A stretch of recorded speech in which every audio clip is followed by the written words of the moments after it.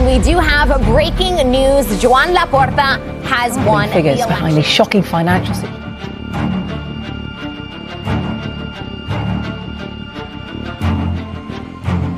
Welcome to the channel, football fans. Today we're diving deep into one of the most remarkable stories in modern football, how Joan Laporta, the charismatic and polarizing president of FC Barcelona, brought the club back from the brink of collapse not once but twice. From financial turmoil to trophy-laden glory, from despair to hope, Laporta's leadership has defined some of the greatest moments in Barcelona's storied history.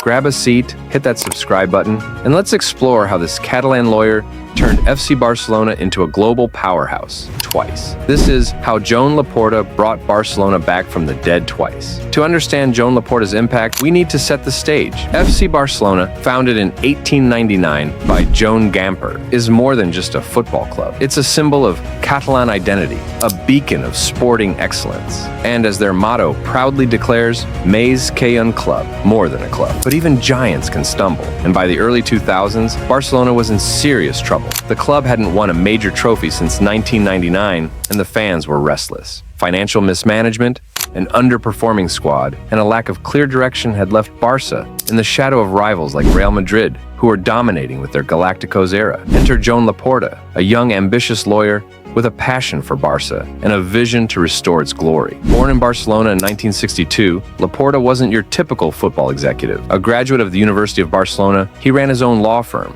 Laporta and Arbós, and had a reputation as a charismatic, bold, and sometimes controversial figure. His involvement with the club began in the late 1990s when he led the Elefant Blau movement, a group of fans opposing the long-serving president Josep Luis Núñez. Though their 1998 vote of no confidence against Núñez failed, Laporta's leadership and passion caught the attention of Barça's socios, the club's member owners. In 2003, Laporta ran for president in a hotly contested election. He wasn't the favorite. Publicist Luis Bassat was expected to win, but Laporta's campaign had something special, a promise to bring global superstar David Beckham to Barcelona. It was a bold move, a headline grabber that electrified the fan base. Though Beckham ultimately chose Real Madrid, Laporta's charisma and vision won over the socios, and on June 15, 2003, he was elected president, defeating Bassat with the support of the young businessmen like Sandro Rosell. Laporta inherited a club in disarray. The squad was a mix of aging stars and underperforming players, the finances were shaky, and the Camp Nou faithful were desperate for change. His first season, 2003-04, was a roller coaster. The team struggled early on, but Laporta made two pivotal decisions that would change Barcelona's trajectory. First, he signed Brazilian superstar Ronaldinho from Paris Saint-Germain. Ronaldinho, with his infectious smile and jaw-dropping skill, became the heartbeat of the team, bringing flair and joy back to the Camp Nou. Second, Laporta appointed Dutch manager Frank Rijkaard, a relatively untested coach, to lead the squad. These moves signaled a new era, one built on attacking football and a renewed sense of identity. But it wasn't just about signings. Laporta's vision extended beyond the pitch. He strengthened Barcelona's commitment to its Catalan roots, emphasizing the club's role as a cultural institution. In 2006, he made history by signing a 5-year agreement with UNICEF, donating 1.5 million euros annually and placing the UNICEF logo on Barca's shirts, a first for a club that had famously avoided shirt sponsors. This move wasn't just about charity, it was a statement of values, reinforcing Barca's Més que un club ethos. The results started to show. In 2004-05, Barcelona won La Liga, their first major trophy in 6 years, with Ronaldinho dazzling the world, and a young Lionel Messi beginning to emerge from La Masia, the club's famed youth academy. The following season, 2005-06, was even better. Barça claimed another La Liga title and their second Champions League, defeating Arsenal 2-1 in Paris. The foundations of a golden era were being laid. However, Laporta's first tenure wasn't without challenges. In 2006, a legal dispute arose over the start date of his presidency, with a court ruling that his term began in June 2003, forcing new elections. No candidate secured enough signatures to challenge him, and Laporta's presidency was extended until 2010. But internal tensions were brewing. His brother-in-law, Alejandro Echevarria, was forced to resign from the board after being linked to the Francisco Franco Foundation, a scandal that clashed with Barca's Catalan identity. Laporta's vocal support for Catalan independence also polarized fans, with some accusing him of politicizing the club. The real turning point came in 2008. With the team underperforming, Laporta made a bold and risky decision. He sacked Frank Rijkaard and appointed Pep Guardiola, a former Barça captain with zero senior managerial experience. Beyond coaching the B team, many doubted the move, but Laporta trusted Guardiola's vision of tiki-taka, a philosophy rooted in possession, pressing, and relentless attacking play. It was a gamble that would redefine football. The 2008-09 season was nothing short of historic. Despite a shaky start, with a loss to Masia and a draw in their first two matches, Barcelona went on to achieve the unthinkable, the treble. They won La Liga, the Copa del Rey, and the Champions League, defeating Manchester United 2-0 in Rome. Lionel Messi, now a global superstar, led the charge alongside Xavi Hernandez, Andres Iniesta, and a squad that played football like poetry. In 2009, Barça added 3 more trophies: the Supercopa de España, the UEFA Super Cup, and the FIFA Club World Cup. 6 trophies in a single calendar year, a record unmatched in football history. Laporta's first tenure, from 2003 to 2010, transformed Barcelona into a global powerhouse. The club's budget grew from 170 million euros to 445 million euros. Membership soared from 106,135 to 173,701, and the team won 12 major titles, including 4 La Liga titles, 2 Champions Leagues, and a host of other trophies. Off the pitch, Laporta's leadership modernized the club, strengthened its brand, and cemented its cultural significance. But his tenure wasn't without critics. Financial mismanagement allegations surfaced, with a 2010 audit revealing a 442 million euro debt, far worse than Laporta had claimed. His fallout with Sandro Rosell, who resigned from the board in 2005, also created a bitter rivalry that would shape the club's future. In 2010, Laporta's 2-term limit ended, and Sandro Rosell was elected president. Laporta stepped away, leaving behind a legacy of unprecedented success, but also questions about financial sustainability. Under Rosell and his successor, Josep Maria Bartomeu, Barcelona continued to win, but cracks began to show. By 2020, the club was in crisis again. Gross debt had ballooned to 1.2 billion euros, exacerbated by the COVID-19 pandemic. The squad was aging, expensive signings like Philippe Coutinho and Antoine Griezmann underperformed, and Lionel Messi, the club's greatest ever player, was on the verge of leaving.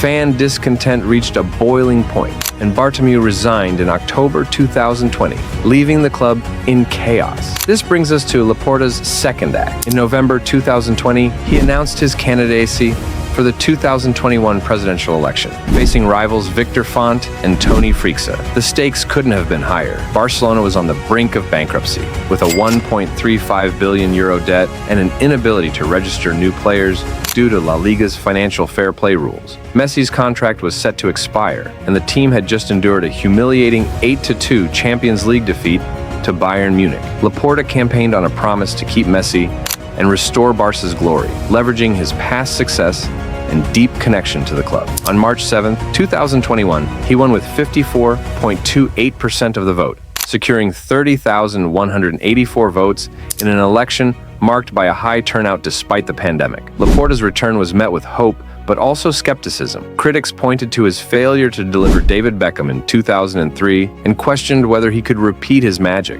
The biggest blow came early. Despite promises to keep Messi, financial constraints forced Barcelona to let him go in August 2021. Messi's tearful departure to Paris Saint-Germain sparked outrage among fans, with some accusing Laporta of using Messi's name to win the election only to let him down. Joan Laporta, a former member of the Espai Barça Commission, resigned in protest, claiming Laporta hadn't done enough to keep the Argentine legend. But Laporta didn't dwell on the loss. He got to work, tackling the club's financial mess with a series of bold moves known as levers. He sold 25% of future TV rights for 315 million euros and a minority stake in Barça licensing and merchandising, generating much-needed revenue. He also negotiated significant wage reduction, particularly among high earners, and reduced the club's salary mass by 15%. These measures helped stabilize the finances, with Laporta claiming in 2024 that meeting the budget would mark the end of the darkest era in FC Barcelona history. On the pitch, Laporta focused on rebuilding the squad with a blend of youth and strategic signings. He appointed Xavi Hernandez, another Barça legend, as manager in November 2021.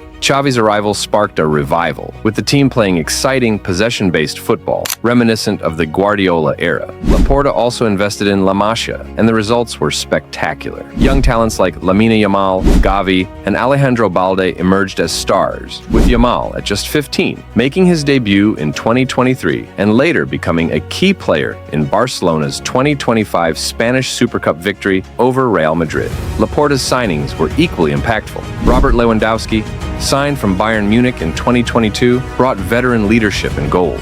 Dani Olmo and Pau Victor, despite registration challenges due to financial fair play rules, became key contributors. The appointment of Hansi Flick as manager in 2024, after Xavi's departure, proved another masterstroke. Flick led Barça to the 2024-25 La Liga title and the Spanish Super Cup, with Yamal shining as a generational talent. Posts on X praised Laporta for bringing Hansi Flick, making successful signings, and ushering in a new golden age of La Masia. Off the pitch, Laporta pushed forward the Espai Barça project, a massive renovation of the Camp Nou that promises to generate significant revenue. He also secured a new Nike deal and sold VIP seat rights to improve the club's financial outlook. By January 2025, Barcelona was back within La Liga's 1-to-1 financial fair play ratio, allowing normal player registrations, a major milestone. Yet Laporta's second tenure hasn't been without controversy. Critics like Victor Font have accused him of lacking transparency, particularly regarding agent commissions and his son's involvement in transfers,